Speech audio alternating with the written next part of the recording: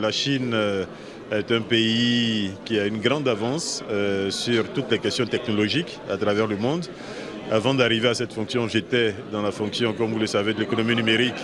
Et là aussi, nous avons eu une excellente collaboration avec la Chine. Et je peux assurer que la Chine est extrêmement influente également dans ce secteur. Donc, les domaines d'activité sont nombreux. Je n'évoque même pas les questions d'agriculture, de transformation des produits agricoles, où la Chine montre également des aptitudes très fortes de niveau mondial. L'économie chinoise est florissante.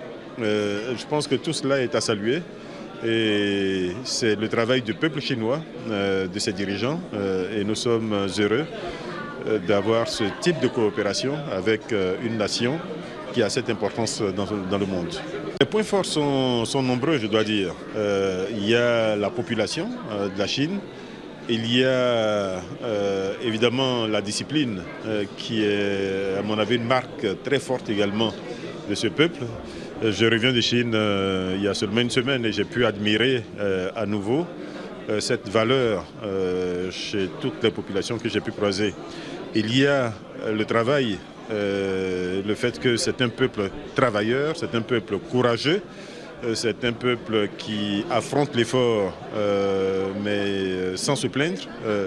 Et tout cela est à saluer. Je pense que c'est tout cela qui fait aujourd'hui la force de la Chine. La Chine peut apporter en réalité beaucoup aux pays africains. L'un des éléments clés au niveau du succès chinois, c'est la discipline, c'est le travail, c'est la rigueur, c'est aussi la planification.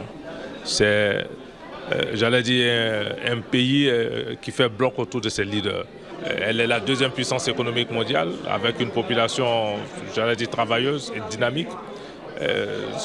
La Chine aujourd'hui, dans l'économie mondiale ou dans la gouvernance mondiale, est un pays qui compte. Du point de vue géostratégique et géopolitique, les pays africains devaient pouvoir s'inspirer de ce modèle. C'est particulièrement l'intelligence artificielle. La Chine est de plein pied dans l'intelligence artificielle.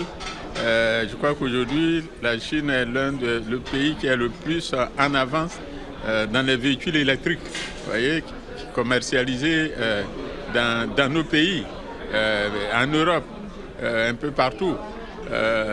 C'est l'ère de l'intelligence artificielle arrive aujourd'hui un peu comme à l'époque